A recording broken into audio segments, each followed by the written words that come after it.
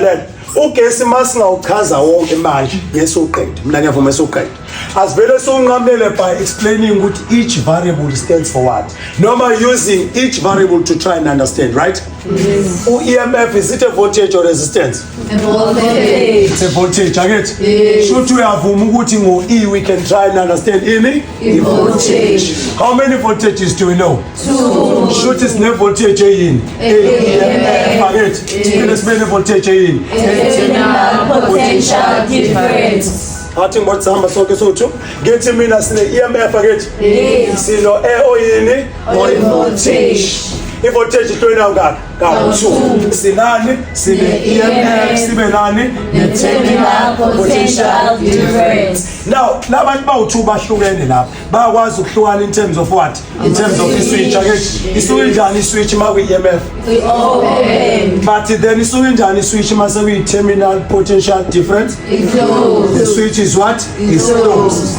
How do they vary in terms of current? In terms of current. Isuke njani current when the switch is open? Equal to 0. Kusho ukuthi current is not flowing when the switch is Open. but ngapha the current is not equal to 0. The current is flowing over the switch is Closed. ngase ngithi mina sithi ukudlula kancane khona lo mbuzo abavamise ukutshontsha lapha kusami omncane bazothi when the switch is open besho nje kanjalo bethi when the switch is open ivoltage ubani u5 volt bese beyihlukanisa kanje bengasho ukuthi when the switch is closed it will drop. It will do what? It will drop 2 or it will drop by. Now, sizothola EMF speed sithole yini voltage speed sithole yini V internal sithole yini EMF speed sithole yini V load speed sithole yini V internal.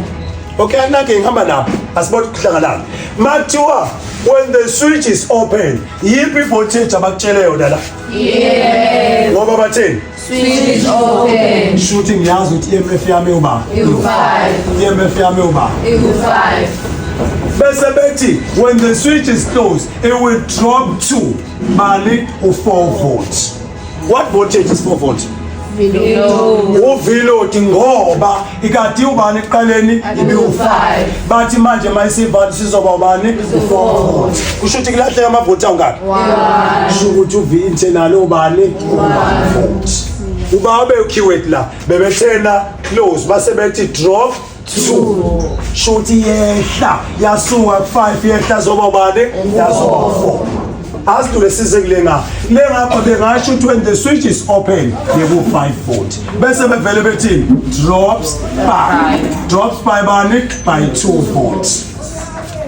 2 volt ba V internal. that is V internal. Shukuthi ubani uV load?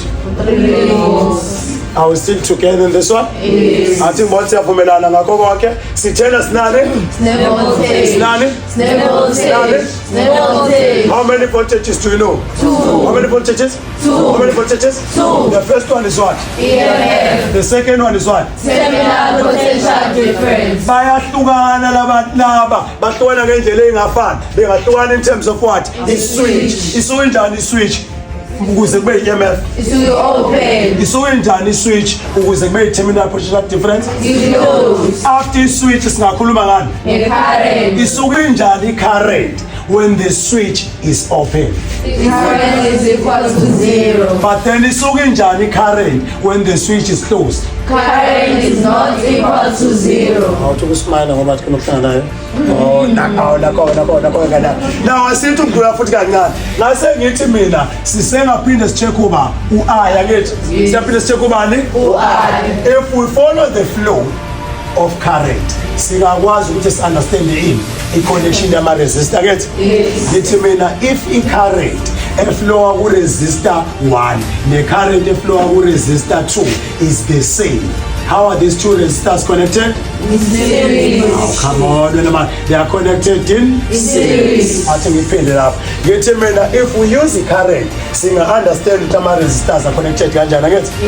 Now if current eflowa ku-R1 ne-current eflowa ku-R2 is the same. How are these two resistors connected? In series. But if the current eflowa ku-R1 ne-current eflowa ku-R2 is different, how are these two resistors connected? In parallel. Does it make sense though? Yes.